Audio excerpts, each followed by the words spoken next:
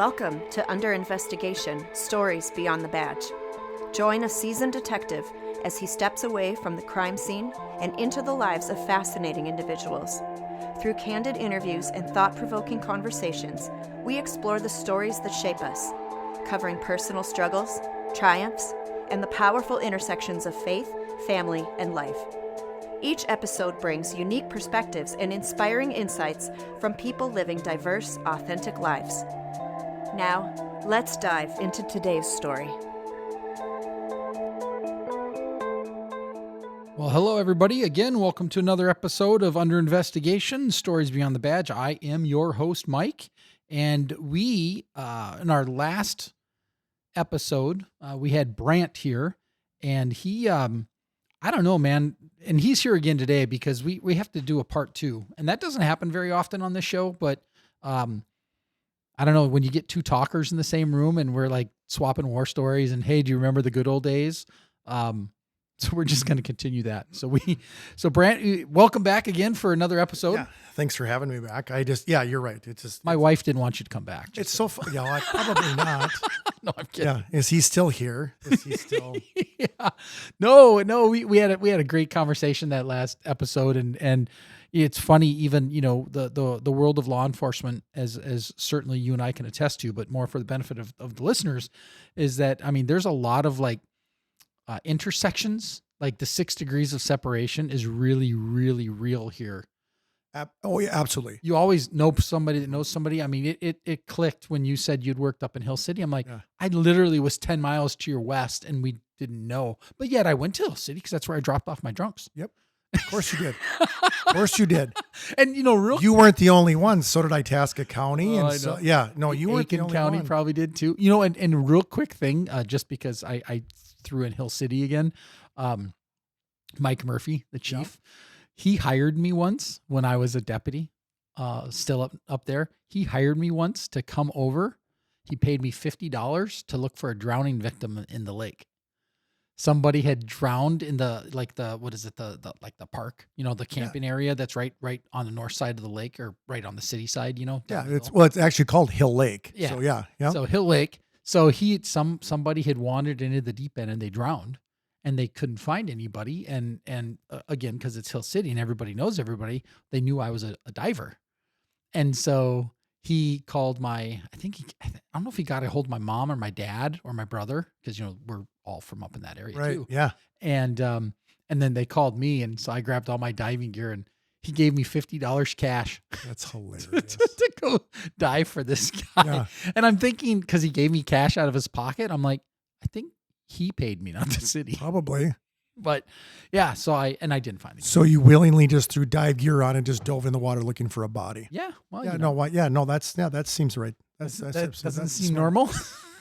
So yeah, that was my story with. I have a friend of mine that does that. He's a rescue diver and he's on a team in the East Metro, and that's what they do. And I'm like, you're a different kind of crazy. Yeah. Well, I did that here. Yeah, you can have at it. No, thank you. Yeah, I worked. Obviously my certs are. They're the certs are good, right? But the dive certs are, yeah. Yeah, but I'm like, I would never do it today. I haven't dove in 15 years. My wife and I when I went to school in Hibbing, one of the classes you could take was dive certification. Oh yeah. So I got post credits. Yep. So I got dive certified when I was going to school. Obviously years passed, it lapsed. So my wife and I just this year, she had never been certified. I recertified. So now we're divers again. And my wife, who, mind you, doesn't like pools, doesn't like lakes, now apparently likes diving in the ocean. And we've gone 3 or 4 times now, and she is just absolutely loves it. And so now she's like, let's go here and let's go here. And, they got really cool water here. And I'm like, do you know what it costs to go dive to these places? Right. Yeah. Exactly. Let me know when the money tree blooms 20s and we'll start going. It's yeah. Jeez. Oh, so in the last episode, we talked about how, the good old days and applications and all that kind of stuff. We even talked about, your explosive detection dog. That's right. Kira. But you have another dog that, I want to, well, you've got a lot of dogs. Dogs. So I learned, But specifically, you have a service dog. I do. Well, Two. technically I have two service dogs. We have a service dog and we have a service dog in training. I have a 4-year-old female German Shepherd. Her name's Georgia May. And Georgia was my dog already.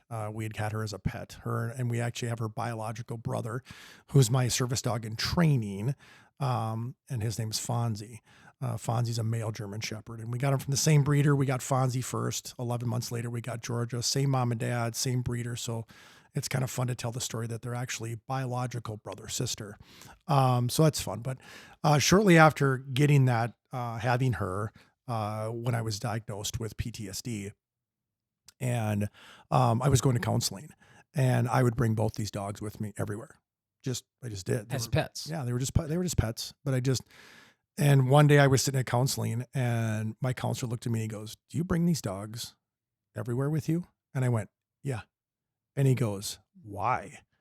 And I could tell he's fishing, right? I mean, he wasn't doing it as an inquisitive. He was doing it as a therapist. And I just kind of said, when I'm having a moment, when I'm having a day and I got some anxiety or something's going on, I said, either one of these two, I said, look at them. I said, they bring me that sense of calm. And he said, "You probably should get these dogs certified." And he said, "You should get your dog certified." And I was like, I guess I had always heard that was a thing. I just never really knew it was a thing. And so I started looking into it, and I got hooked up with an organization called Soldier 6. And at that time they were a fairly new organization as well. And I had reached out to them, and I had reached out to Ed and Dana. They're the founders, and I had conversation with them, and they kind of said, tell us what's going on. What do you, so I just kind of tell them, this is where I work. This is what I did. This is what I've seen. And by the end of the conversation, they both went, "Well, you definitely qualify for a dog. What kind of dog do you want? How soon can we help you?" And I said, "Well, I have a question." I said, "I already have a dog. Can I bring my dog with me?" And they said, "Well, absolutely." And so had they done that before? That's their whole thing is, if you, there's only a handful of dogs they really kind of will really not encourage to train as service dogs. Other than that, if you have a dog that's not that old, you got to remember it, just like with anything, right? You want that dog to be at a certain age that you can train it. And I think there's not that the dogs are untrainable. You can still take a 5-6-year-old dog and they're trainable, but the younger the dog, the easier it is to mold them, just like anything else. So, but Soldier 6 is an amazing organization where they step up and they say, "We'll give you the dog. We'll give you the training. We'll cover the first year of all your vet bills. We're going to get you set up to succeed. And if you don't have a dog, we'll get you a dog. And if you don't have, if you have a dog that's young enough, we'll train it. We'll help you train it for you." So I met with their head trainer, Mike, and we sat down and we met at a Home Depot, and he said, "I just want to meet your dog." That's all it was. I said, "Okay." And so I had Georgia, and we met him up there, and we just walked around the store, walked around the parking lot, just chit-chatting. That's all it was. And he just wanted to see how the dog reacted. And by the time we got done, he said, "Your dog will be a great service dog." He says, "We'll start setting up training." And so that's what we did. We started setting up training, and we just started training the dogs, and just all sorts of different, it's very, in a very positive way. It's very challenging.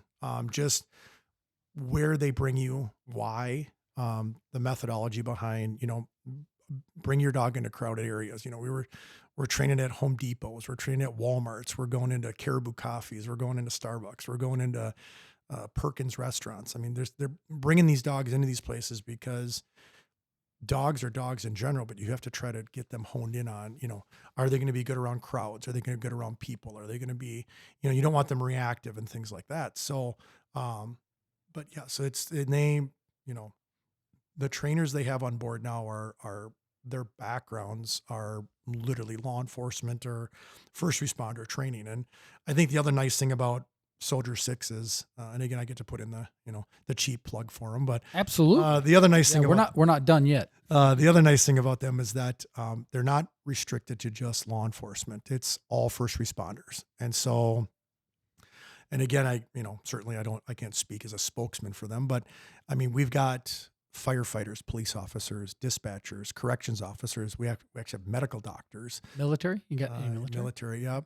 Yep. I mean, they've got a lot of military, and then military, the military that go into law enforcement and military that go into corrections. And so a lot of the crossover stuff, but, so they're an organization that it's not just cops. It's not just firefighters. It's, like I said, when you have medical doctors who deal in ER and trauma rooms and they see this stuff on a daily basis, having that outlet that's there. They're an organization when something bad happens, there's a bunch of us that are willing to step up. And really, I think if they asked anybody in the organization, they would do it. But, hey, we want to bring some dogs down to XYZ police department because they had some trauma. And there's always just lists of recipients that step up to go there and really just bringing our dogs in and letting these, medical staff or police department staff or office staff or just have the dogs around to just love on. And that's a lot of what this organization's about is they're really good about, kind of getting the dogs in and making sure that they're there to do what they need to do. It's kind of fun when you walk into places with her and, George is a little different, right? Fonzie he's my social butterfly. Fonzie loves everybody. George is a little more, I typically like to clone her as my typical female, which is some days she wants attention and some days she's leave me alone. And some days she'll walk by and, yeah. Some days when people walk up and she's open and inviting, and other days she just kind of walks away from them, but she's pretty laid back. She's my travel companion. We've gone out to Florida. We've gone to Boston. We've gone, she's done some trips on airplanes. And, but yeah, it's definitely, a good tool to have. So a couple of just kind of clarifying questions. So where's Soldier Sixes? Are they based out of Minnesota? Yeah, they're based out of, if I'm not mistaken, I believe they're founded out of Inver Grove Heights. Okay. So for anybody who's listening and they want to support this kind of organization, I'm assuming just start with their website. Website is, it's Soldiers, SOLDIERS, and then the number 6. So soldiers6.com. Okay. And as long as we're doing the plug anyway. Sure. Absolutely. Plug away. Good Lord. If I don't, they'll haunt me for it. So, every year, this will be their 4th year they've done it now. Every year Soldier 6 gets together and they do a gala. This year is October 25th. And it is coming up. Yeah. Yep. So if you're interested in going or supporting or anything like that, you can get your gala tickets. They sell their gala tickets on their webpage, soldier6.com. But it's a great event. There's a lot of giveaways and there's silent auctions and things like that. It's a really good time, really good event. But either way, if you go on their website, they got a lot of merch you can purchase off there and stuff like that. So Soldier 6, number 6, soldier6.com. That's it. Keep note of that. I think I've worked with them in the past, professionally speaking, and I could tell you they're a great group of people. Yeah, it's very much they're very much hands-on. It's all about giving back and giving back to the first responders and the recipients. It's a good organization, and I think they're growing, and it's kind of neat to, as you're walking around, you see different people with dogs, and they got the Soldier 6 patch on their dogs and things like that. So now you can start having that relationship with those type of people. It's a club. Well, it's a club. It can be a club. It's something. We're not quite up to cult level yet. Yes. Right. So one more question about your service dog specifically. I've heard in the past, right? Not necessarily your dog, but is Georgia? Is she trained to react to something you're presenting, or is she simply there as a companion? So like if you're feeling anxiety, you can just start stroking her, petting her. Does she do anything? Is she watching anything? Yeah, so she's a service dog, so she provides a service, and that's the big difference too that people get between service dogs and emotional support dogs. Right? Oh, great! So that's a great explanation. Emotional support dog is a dog that if I'm feeling anxiety or I'm feeling anxious, my dog's there and I can coddle my dog, and they're going to make me feel better. And that's great. That's good to have, but that's not a service dog. That's an emotional support dog. And they're very, very different. Georgia provides a service. The service that she has is she has the ability to be able to detect when I'm starting to have an anxiety, when I'm starting to get, through the leash, I can, if I'm in an environment where I can feel my stuff getting tense, she'll literally, if you noticed today when we were at lunch, right, as we were talking from time to time, every once in a while, she would get up and she'd almost like lean into me. Oh yeah, I did notice that. That's her sensing where I'm at, right? So obviously topics that to me don't seem like they're that big of a deal. Our bodies certainly give off different reactions, and we respond different ways.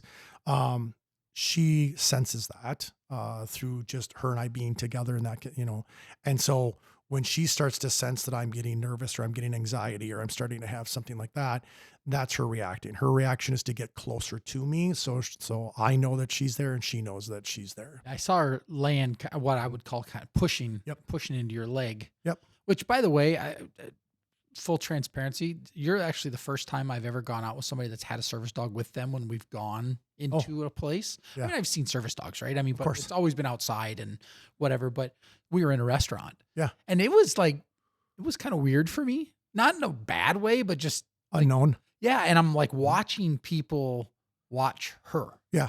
And it's just and most everybody in the restaurant today, right? Because I'm thinking, okay, restaurant dog, oh great, dog hair, Yep. But the reality is, A, they can't be prevented, but B, the reactions were all smiles. Correct. I mean, nobody looked like disgusted or offended that there was a shaggy German Shepherd or a Shepherd, in there. Everybody looked and smiled at her. Yeah. It felt positive. And I think, and you kind of said something when we were there, which is it's how the dog carries themselves. Right. Yeah. She's not up bouncing around and she's not doing circles or not trying to walk away from the table and, things like that. She's trained to be a service dog. So because of that, she knows that her place is next to me or it's around me. When I move, she moves. If I get up, she gets up. She knows that. But I think also when people walk in and they see a service dog acting the way a service dog should act, I think they understand that that's how dogs do. We talked about it a little bit at lunch. Anybody can go on Amazon and buy a vest and slap a vest on their dog and call it a service dog, but it's not a service dog. And a service dog needs to provide a service. That's why it's called that. And while I understand that 88 definitely gives service dogs a lot of latitude. I mean, we talked, I don't have to have a vest on my dog. I don't have to have a leash on my dog, but I do. I do that because I don't want to raise any concerns or issues or things like that. She's got her identification tag on her that says she's an 88 service dog, because that way she's identified as a service dog and not just some, Joe Blow that I threw a vest on. I'm going to go get a vest for my dog and we're going to walk in any place I want to go. I don't have any with me, or I will give you one, but I'll get them for you. Soldier 6 actually provided me with trading cards. So Georgia has her own trading. Oh, for real? Yeah. Oh, yeah. You definitely. So not only do you have to give me one, you have to send me a picture so I could put it on the page. Yeah, absolutely. Speaking of the page. Oh, you put your page on there. You need, if listeners, you need to follow us. Yeah. Facebook.com. So for those of you that are still catching on here now, this is Mike's has a really terrible job at marketing. So I'm trying to get better. He does TikToks. He does TikToks and he talks about all this stuff that he's doing. And at the very end, he just goes, all right, have a great day. And I'm like, how about you promote your page? How about you tell people where to listen to us at? It's not my strength, but it's facebook.com/weareunderinvestigation. And yes, we have been doing the TikTok less than a month ago, create a TikTok account, tiktok.com. Just look for We Are Under Investigation there as well. You'll find us. We're even on the Instagram, but I'm not going to lie. I don't know what it's called. I think it's We Are Under Investigation there too. And then to find the podcast, they go onto Spotify. Oh yeah. Yeah. See, you might have to come back and help me out here. I need a wingman. I'm just saying, I mean, if you're going to put it out there, you got to put it out there. Maybe we'll write it down like a cue card and I can just flash it at you. 2 minutes in. Don't forget to pitch the podcast. Yeah. Spotify. We're on Spotify. We're on Apple. Spotify is the easiest one to get to. It's We Are Under Investigation. It's the black logo with the white writing. Very basic, simple, but always looking for more subscribers. And what we are trying to do, I will, and I'm totally self-promoting right now. You need to do that though. It's not my strength. I know. But we are trying to we're going to tease some live events. I just have to get some more followers. So like on the TikTok, we have a TikTok live option. I think we're close to that if we're not there already, but we're trying. We're getting there. So follow us.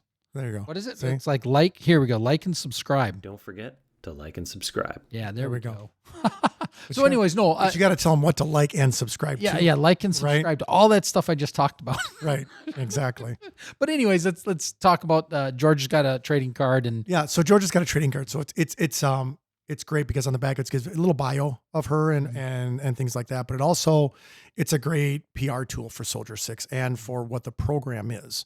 So like I said, typically I have cards on me. And if I get that kind of reaction in a restaurant or in a shopping area or something like that, if I get someone who just really is focused on the dog or what the dog's doing, or they have questions, and we do the trading cards because it breeds conversation. yes. Right. Yeah, And I think it's very good, especially with service dogs, especially being able to articulate the difference between a service dog and a working dog, and a service dog and an emotional support dog, right? I mean, let's separate what these three different animals do.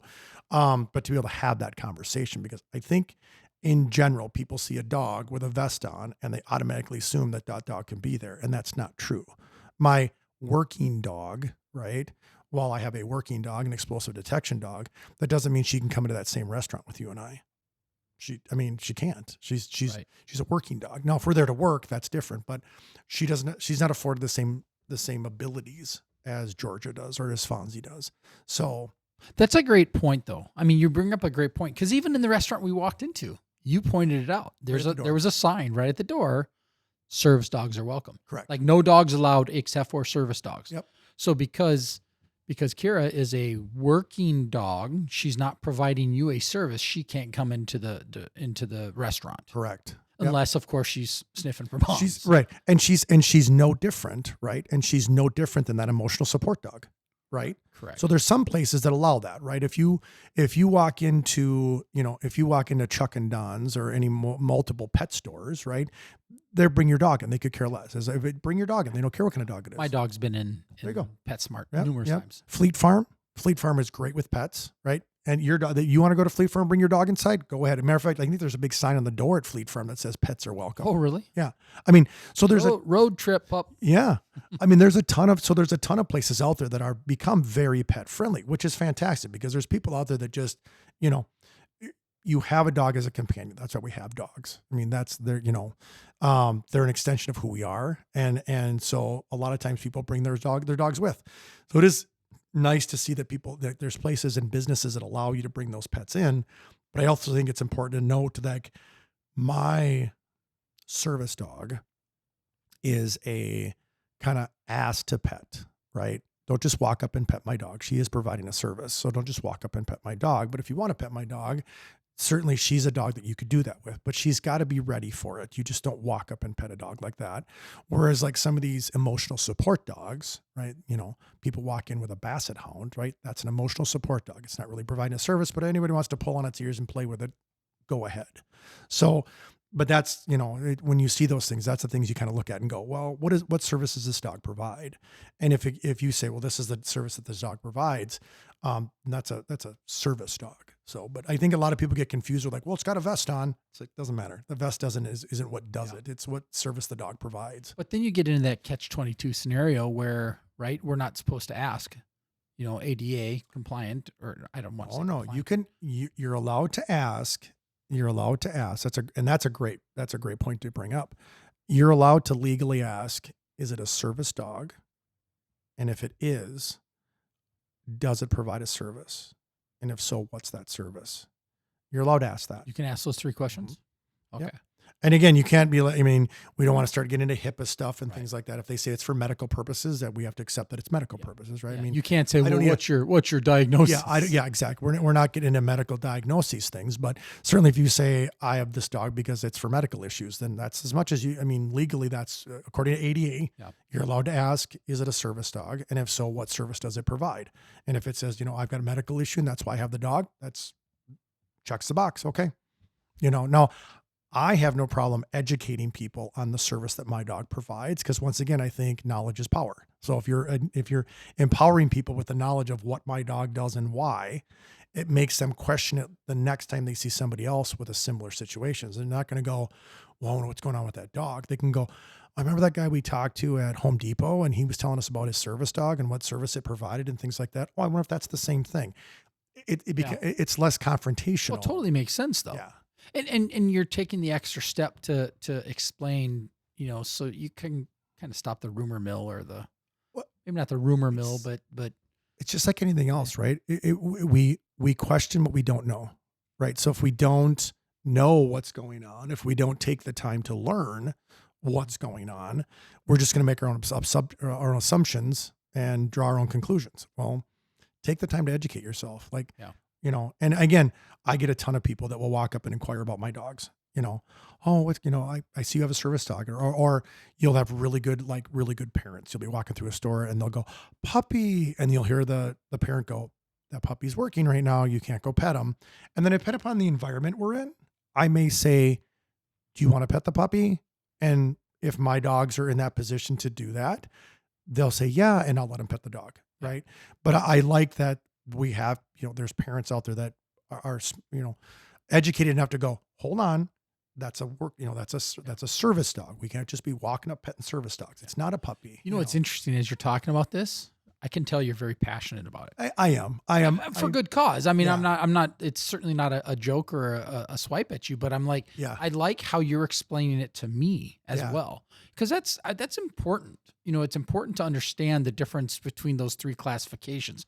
Working dog, very easy for me to understand. Police canine. Yep. Exactly. The emotional support dog, those are the Chihuahuas that we laugh at that are always barking at people. And I'm like, oh geez, just what'd you do? Go online, print out a certificate. Yep. I've seen those. You're 100% correct. And I'm like, they're wild. It would be like if I went and printed something out for my dog and brought her into whatever place. Yep. She's not going to act like your dog did today, the service dog. Right. Yeah. So, no, it's great. That's a great explanation. I think the reason I think you're right. That's a good way to put it. I am passionate about it because I think it bothers me. I think it bothers me to my core when I see people abusing it, because I think it takes dogs like mine and dogs like mine, and those of us that are handlers of those dogs, and it takes one person to walk in with their untrained Rottweiler and say, oh, it's a service dog. And then that dog bites somebody. And then guess what?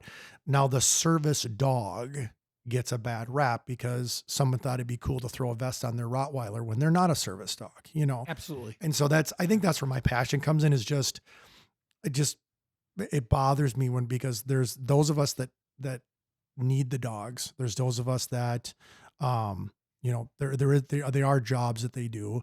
And when people abuse that, it creates for every great story I can tell you, there's a bunch of horror stories of somebody else that did something wrong that makes us look bad. And so it's just like anything else. I mean, if you want to make sure that you're out there saying like, this is what's important and this is why it's important as far as what the dog does.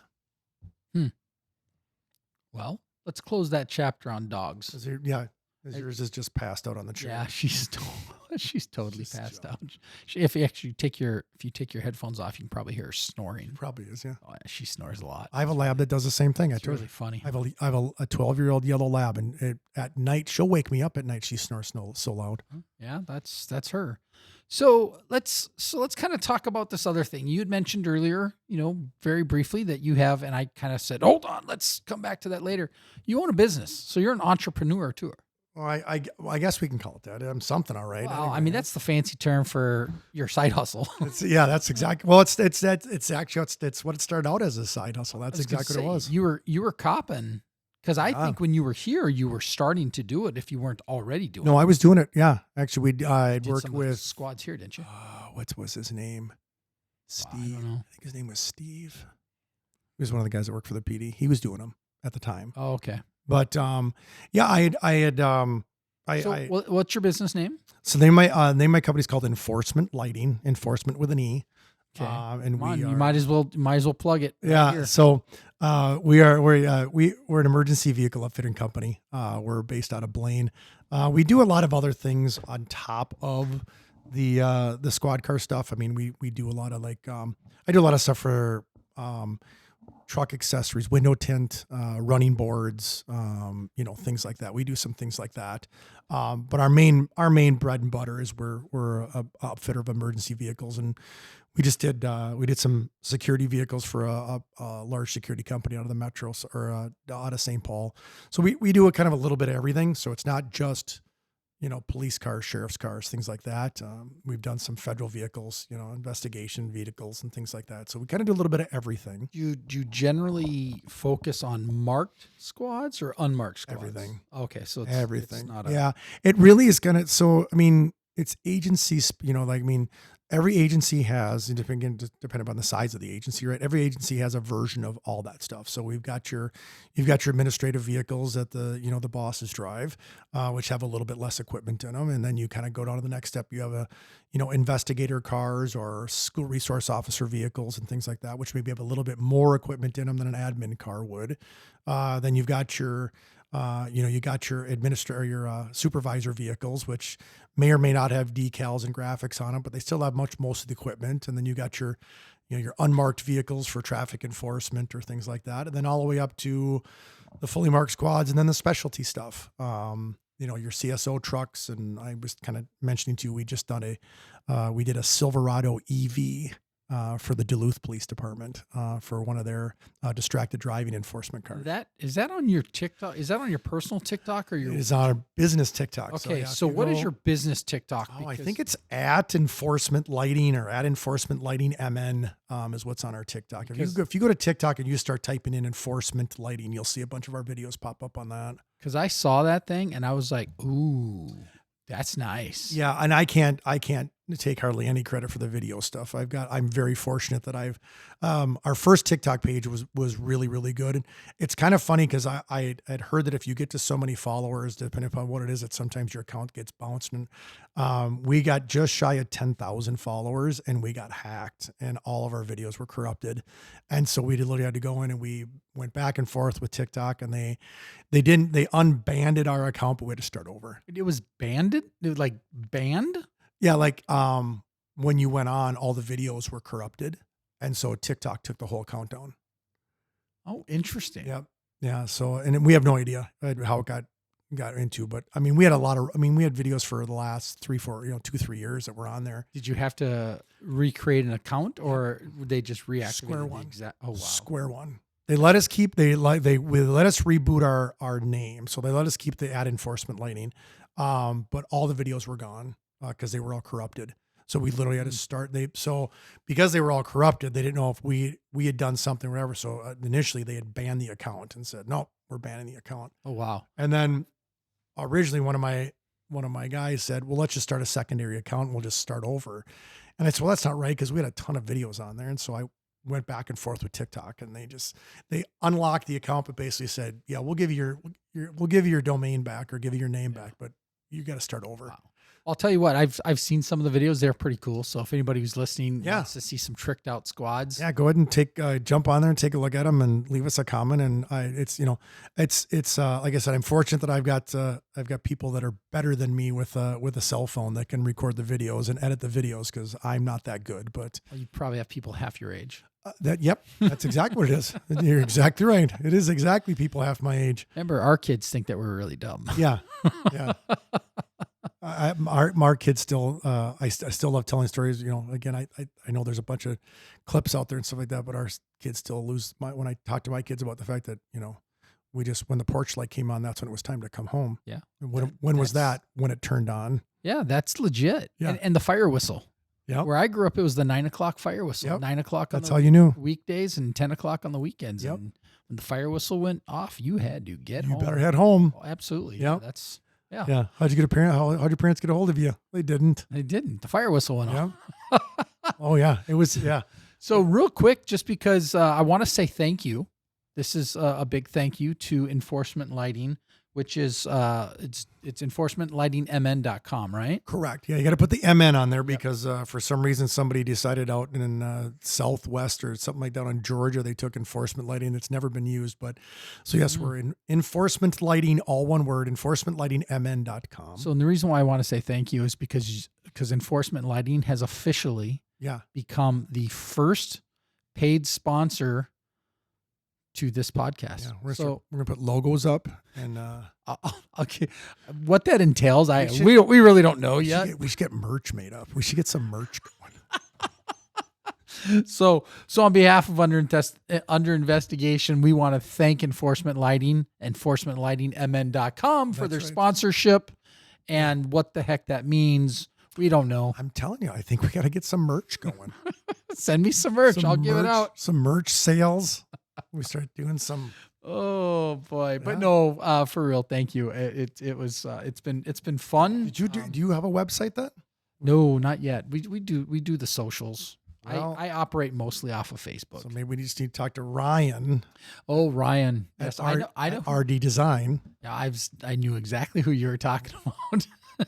he does some negotiator. He does a bunch of stuff. Yeah. A lot of Well, stuff. that's who actually. That's who powers our website. So. Oh, really? Mhm. Okay. Yeah. Yeah, Ryan's does really great work. good, but It's great work. well, maybe Ryan, right? Oh, Ryan needs to become a I sponsor. think Ryan should be a sponsor. It's like, isn't he like RD Designs or something? yeah, it's like RD Design. Yep, RD. Okay, he's- Ryan, he's we're a- coming for you. that's right. He's a web designer. Yeah. We'll get him to front some of our merch. I was just talking to him at work last week, actually, because he does their intelligence stuff for the sheriff's the sheriff's office. Yep, And yeah, we're working on a mutual project together. yep. Ryan's a So- good. Ryan's fantastic. He did, like I said, he designed our site, and I just kind of called him and go, I don't like that picture anymore. And he goes, okay, send me one to replace it. Yeah. And I sent Oh, him yeah. a bunch of new photos, and within about a day or two, between him and his wife, they put I got new photos and new content and new colors, and so they do a great job with it. She's so. still working at the same department she was at, right? I want to protect that. My understanding is, you gotta remember, I've been out of the game for a couple Yeah. years now. So my understanding is yes, that Yeah, I she's still think, there. I think I just saw her name somewhere. Yeah.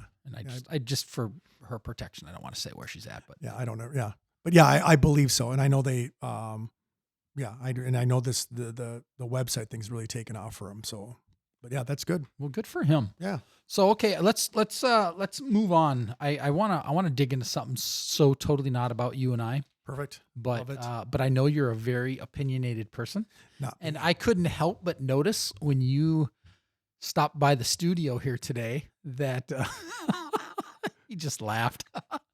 Yeah, if you guys only knew our janky setup that we We're have. sitting at his kitchen table, just so everybody knows. Hey, it's the studio. It's the studio. It's a studio now. When I break out the equipment, I Yeah. call it the studio. Yeah. So, but anyways, when you arrived today, I noticed that you're sporting a white T-shirt with black lettering that says "Freedom." My freedom shirt. Yeah. So you and I both know what that means because my wife and I both have the same shirt. Right. Well, and again, what I thought was again very ironic is, of course, I walk in the house and your wife's wearing the exact same shirt, so I felt overdressed. One of us had to change. I mean, you can't have that. It was funny because like right before you got here, she's like, "Oh, I'm gonna wear my Freedom shirt today." I'm like, "Oh, cool," and whatever. And we were talking about the red ones, Yep. that are coming out. It's like October 14th or something. They 14th. want you to wear it. Yep. And we were talking about that. She's like, I'm gonna wear this today. I'm like, okay. And then when you came out, I'm like, I just went, That's right. So That fits. for anybody who has been under a rock for the last 3 weeks, At 4 least, weeks, yeah. Yep. the Freedom shirt is kind of part of the Charlie Kirk movement. That's what I'll call it, is Yep. the Charlie Kirk movement. But I just want to kind of bounce some thoughts off you from a from a law enforcement background, but also just from an American background on what that whole thing has meant to you or does mean to you. I know in our house we both followed. Matter of fact, I'm not even say followed because that's past tense. We're watching more Charlie Kirk videos now than we were before he was assassinated. Yeah, and I mean, I think same thing. I think I always was a fan of Charlie's. I as a matter of fact, there was conversation about going down and seeing him when he was coming down to the U of M. I was going to. And I hadn't committed to it. I had several other people that had talked about doing it. I thought, because I liked a lot.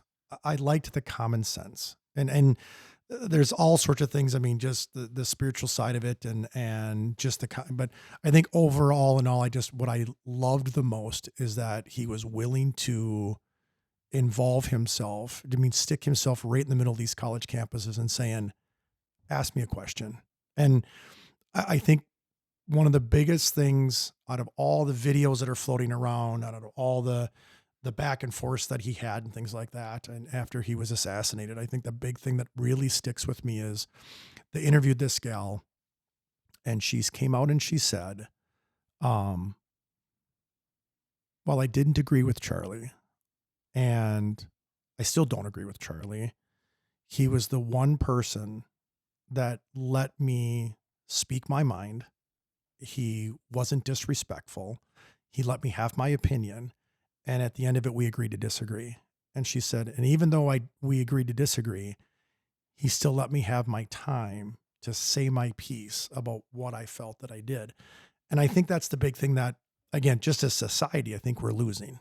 We're losing that ability to say, it's okay to disagree, but let's just leave it at that then.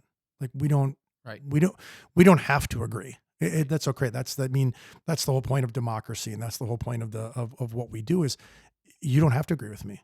And that's the best part. But I just think we're just seeing just in general, just this turn of like, why? I mean, Republicans and Democrats have disagreed with each other for, centuries or decades, 250 years. Yeah. I mean, do you know what I mean? I mean, that's what makes the difference between that's what makes our democracy what it is. And it's just, why now are we to the point that we're doing this? And I heard someone associate this to the JFK shooting of our time, Oh, I agree. And I actually truly believe that. And I'll even take it one step further. I mean, from a Christian standpoint, I think he will be eventually labeled a modern day prophet. And what I mean by that, and because people are, oh my gosh, I'm not talking prophecy. Correct.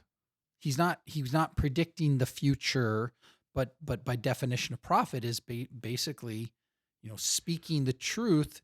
And you might want to say it's quote unquote his truth, right? I mean, because obviously not everybody's, believes in God and Jesus and whatever, but he, from a Christian perspective, is going into the lion's den and speaking the truth and standing behind it. I think that's the other side too, is that it was, and I think a lot of it is, I think a lot of us that even are faith-based, right?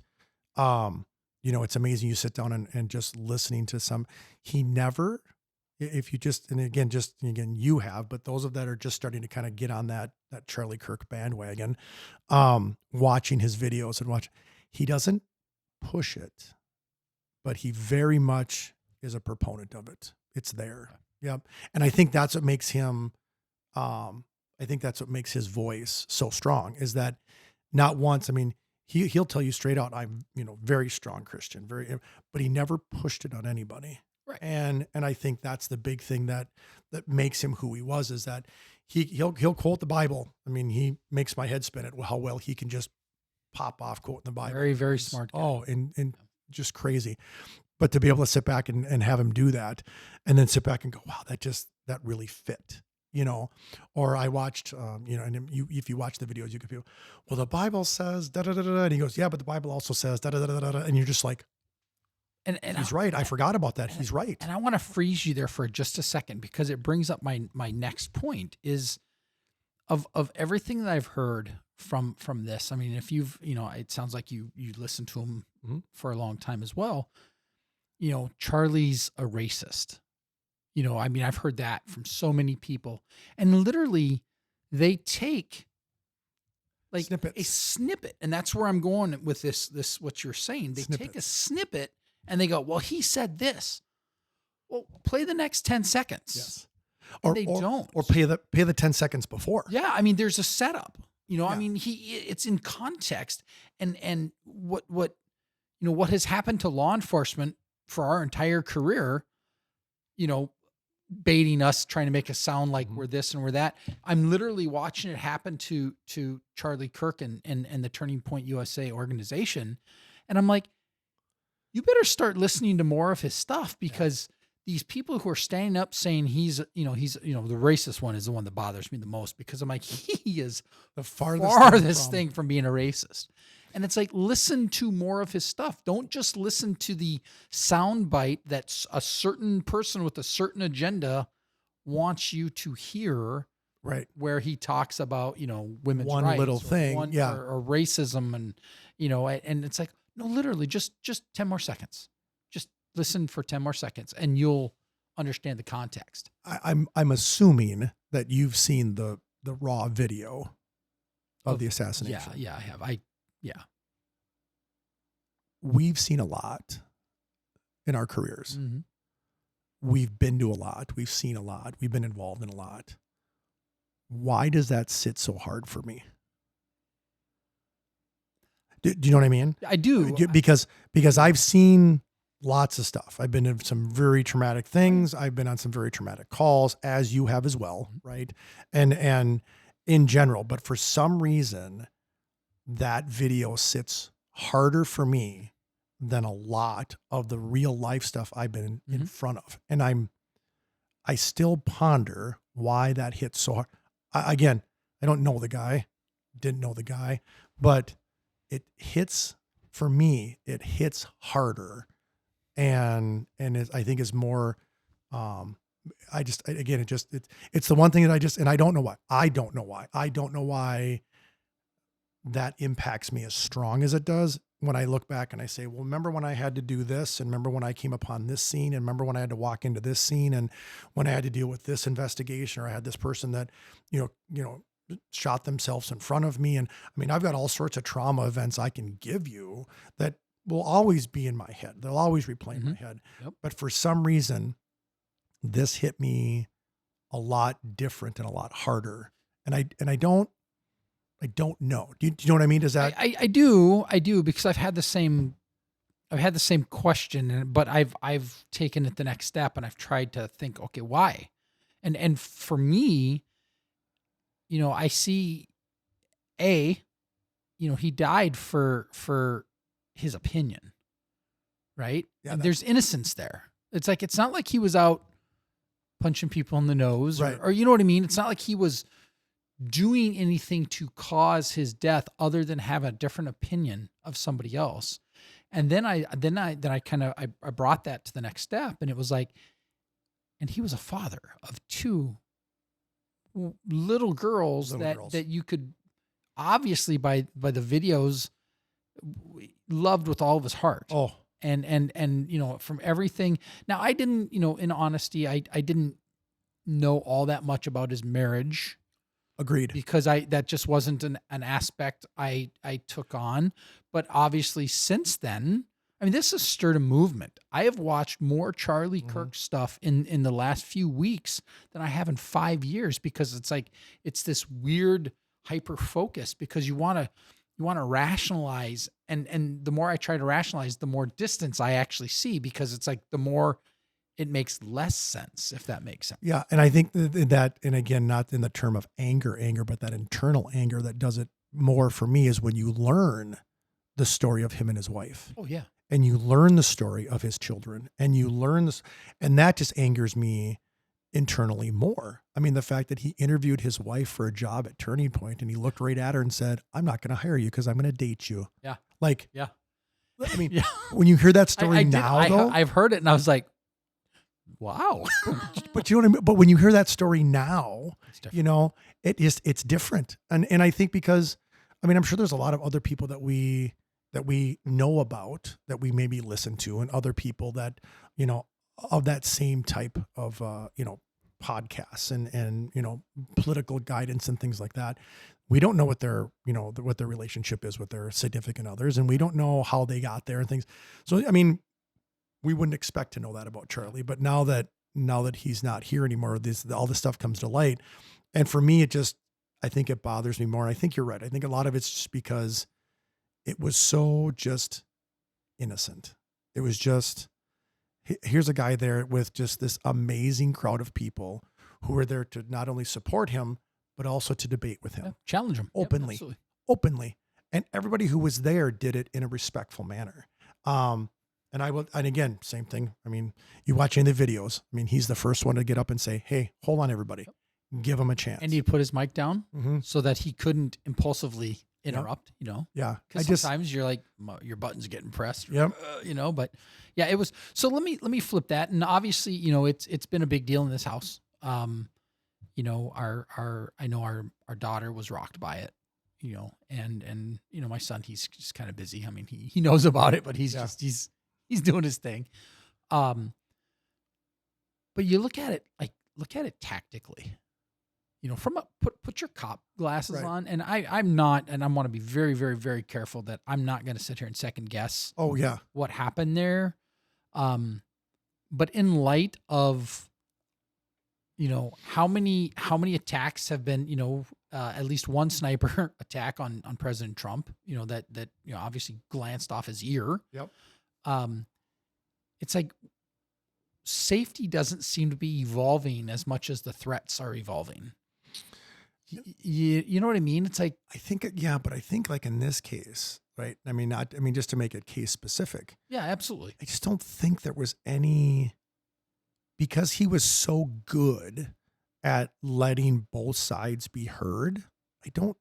There's always going to be a threat, right? I mean, it doesn't matter what you do an event anywhere. I mean, you have National Night Out. There's threat issues that Trump, you do. and let's, I guess, be fair. Trump is much more polarizing than Charlie Kirk. Yes, exactly.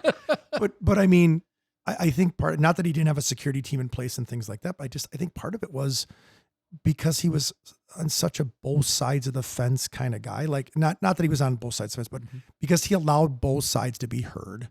I just don't think there was as much of a security threat, so to speak, as I'm using air quotes. Nobody can see that. But I think because people were like, he's going to let both people talk. He's going to let the pros and the cons be heard. And then, that was the whole point of the debate. Who knows, right? I mean, like you said, anybody can sit back and any of these critical incidents that have happened in the last, 6 months and sit back and say, well, if they did this, then they had that. If they did this, then they had that. That shooting that happened down in Minneapolis, the doors were locked. He shot through the windows. So what are we to start putting bulletproof glasses on our churches now? that doesn't make sense either. Bad things are just going to happen, unfortunately. And they're just terrible. But, what can you do? Because he's not, he wouldn't have ever sat down and said, well, we're going to put bulletproof glass up around me. Because that just wouldn't have been him. I agree. That's not how he wants to conduct how he wanted to conduct his debates. He wouldn't have done that. And,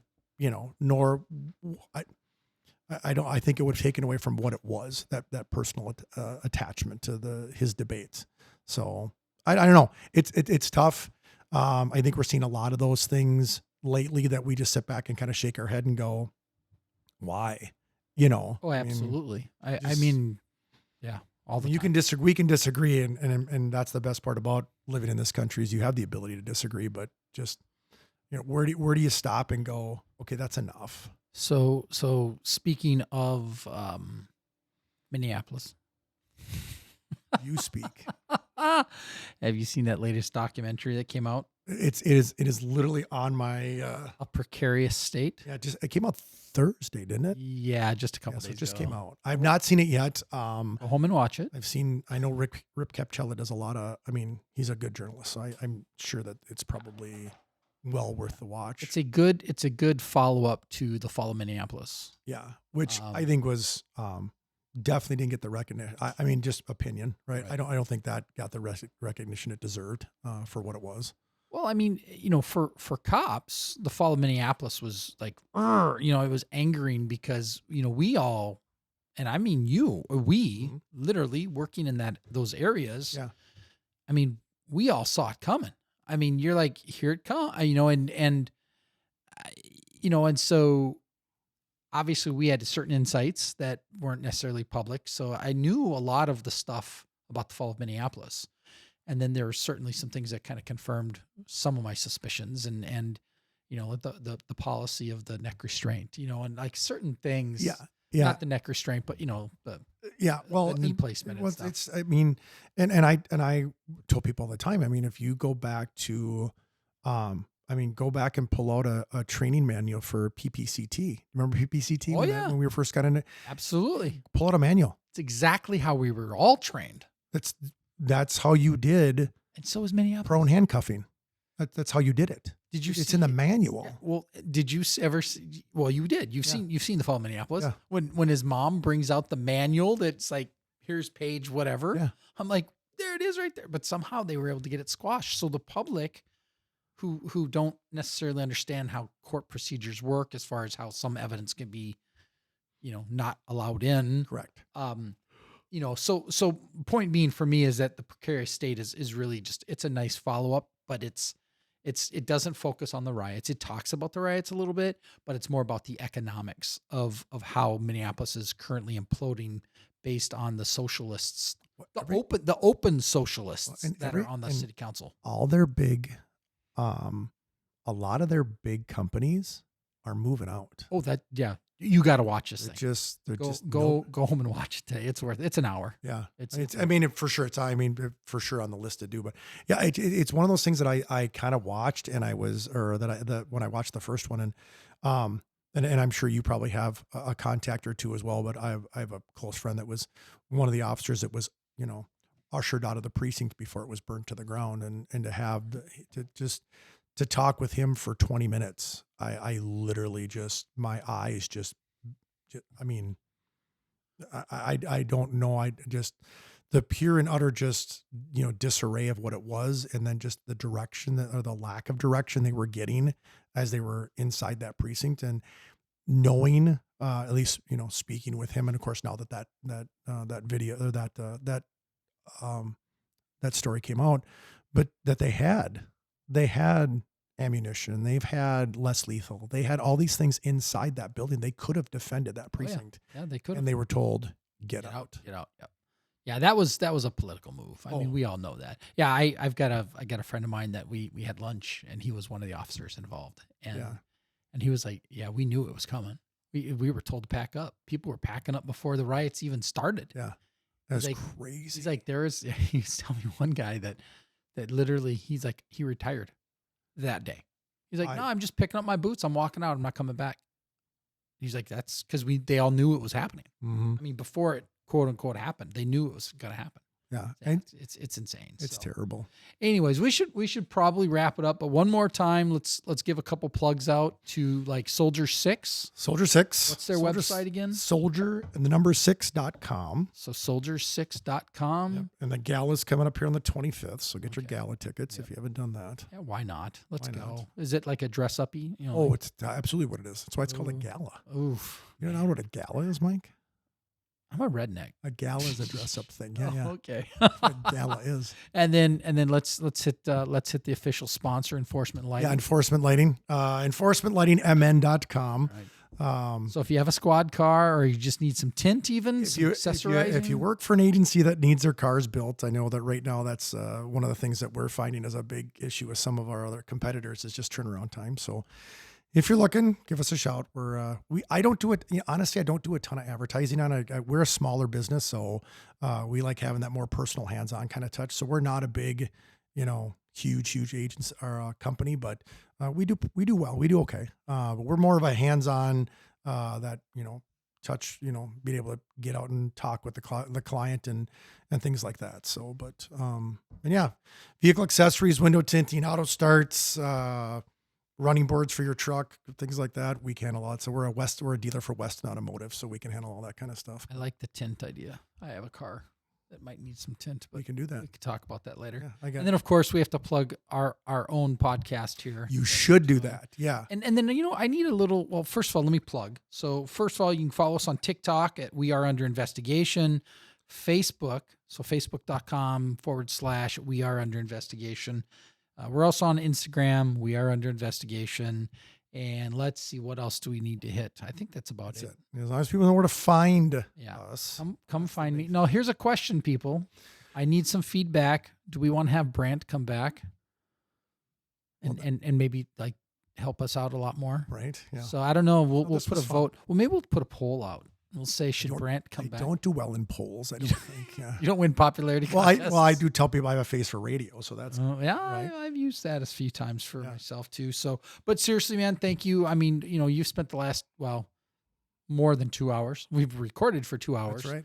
But you spent a nice chunk of your day, and I do appreciate you coming out here, man. I appreciate the opportunity. This was a lot of fun. And you know what? Everybody, don't be a stranger. Give us some feedback. Always looking for great ideas if you want to join the show. If you're a first responder and you've got a story that you want to share, or just say hi and we can make fun of each other.